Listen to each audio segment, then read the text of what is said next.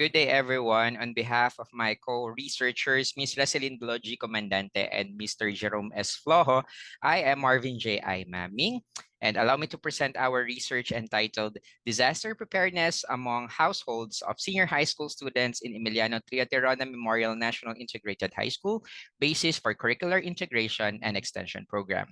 Our research questions are as follows. What are the senior high school students' level of disaster preparedness on natural calamities? Number two, what is the extent of senior high school students' application of disaster mitigating principles in their household? And lastly, what developmental plans on curricular integration and school extension program can be proposed given the results of the study? So we were able to gather 434 respondents, 105 of which are from the grade 11 and 329 are from the grade 12 curriculum. The respondents are from both the academic and the TVL track of the senior high school. We made use of the General Disaster Preparedness Belief, or GDPB scale by Inal et al. In 2017. It tends to measure disaster preparedness based on self-efficacy and cues to action, and at the same time, the disaster mitigating principles based on perceived susceptibility, barriers, and severity. So here are the results. For the first question, the student's level of disaster preparedness can be interpreted as high given the median score of 4, both for self-efficacy and cues to action.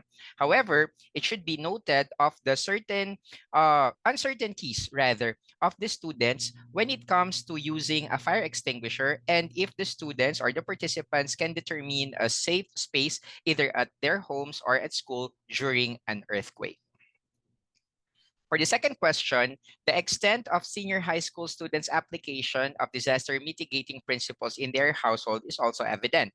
So the perceived susceptibility and the perceived severity rated 4, that means high, whereas the perceived barriers are rated 3, which means there is a uh, moderate concern when it comes to perceived barriers. So these are the following notable statements that were gathered. They think that they have responsibilities that are more important rather than making disaster plans, and that they claim that they do not have enough information on individual disaster preparedness, and at the same time, they think that they do not have enough money to make disaster preparations. And so the developmental plans on curricular integration and school extension program are proposed. First is that fire drills should be observed regularly and should also be part of the SDRR work plan, because we are used to having earthquake drills but not as much of the fire drills.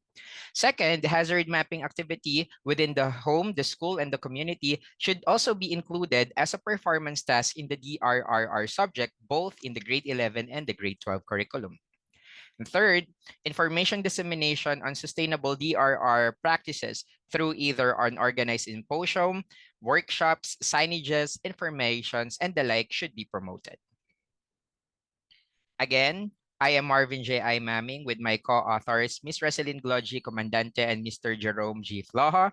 Thank you for listening and have a nice day.